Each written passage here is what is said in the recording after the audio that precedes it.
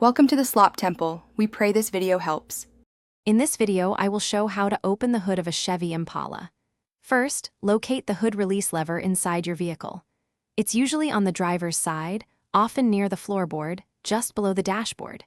Give this lever a firm pull towards you. You should hear a distinct pop from the front of the car, indicating the primary latch has disengaged. This action partially opens the hood, preparing it for the next step. Now move to the front of your Impala. You'll notice the hood is slightly ajar. Look into this gap, right above the grille, to find the secondary safety latch. This is a small lever or hook designed to prevent accidental opening. Depending on your model, you'll either push it up or slide it to the side. Once you operate this latch, the hood will be completely free to lift. With the secondary latch released, gently lift the hood upwards until it's fully open. It might feel a bit heavy, so use both hands if needed. Next, locate the prop rod.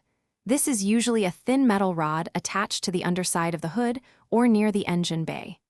Carefully swing the prop rod out and insert its end into the designated hole on the underside of the hood or fender to securely hold it open. When you're finished, carefully remove the prop rod from its hole and secure it back in its clip. Then, gently lower the hood until it's about 6 to 8 inches above the latch mechanism.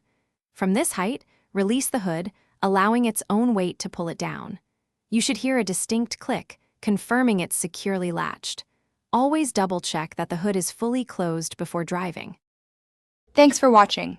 Consider subscribing if we helped you.